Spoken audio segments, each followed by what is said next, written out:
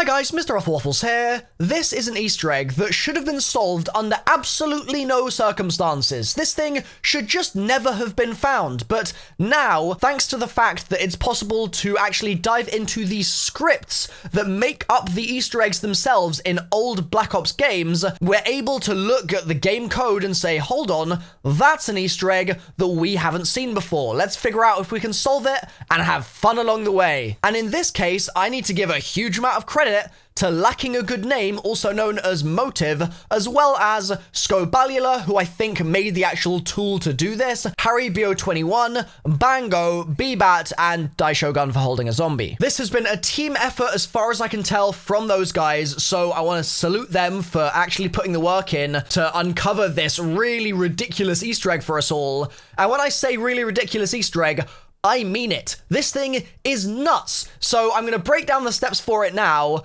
and then I'm going to talk about how this could relate to other unsolved Easter eggs on other maps, because boy, this thing's just crazy. So the first thing you need to do on DE is get to, but do not pass, round 2.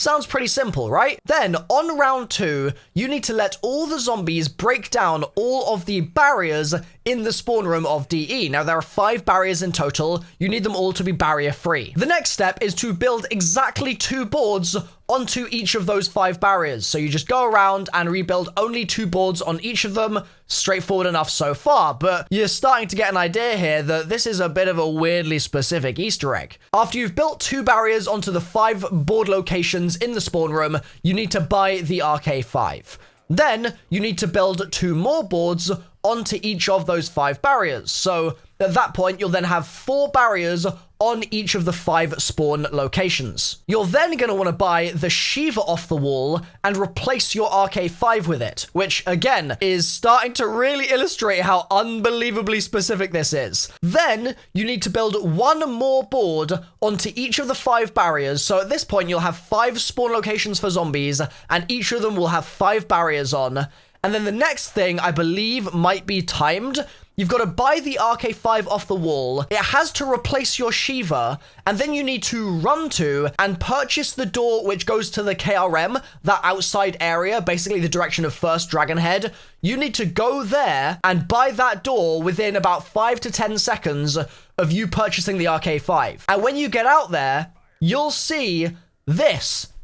This is in the map. It's a shrine to a Treyarch developer. I believe this is Drew Marlowe. It's a shrine to his wife and child. And I mean, it's just the most bonkers Easter egg I think I've ever done. I don't think I've ever done an Easter egg. Maybe that one Shang egg where you like kill all the monkeys on the map at the same time. That's probably the only other thing that I've ever seen that has been this absurdly specific in zombies. Like, this is bonkers just how narrow it is in terms of the precision of the steps. It's ridiculous. But it gives me a lot of ideas about what other Easter eggs might have been unsolved still in Black Ops 1 or Black Ops 2 or Black Ops 3 zombies. I don't believe we can use this tool on Black Ops 4. I think Scobalula's kind of own personal policy with this is that we should solve the Black Ops 4 Easter eggs for ourselves while the game is out, and then later down the line, if we want to go back and use the tool for Black Ops 4, then they might add dev support for that, which I think is probably a good way to look at it. But certainly, Black Ops 1, Black Ops 2, Black Ops 3, there is stuff in those games that might be exactly like this.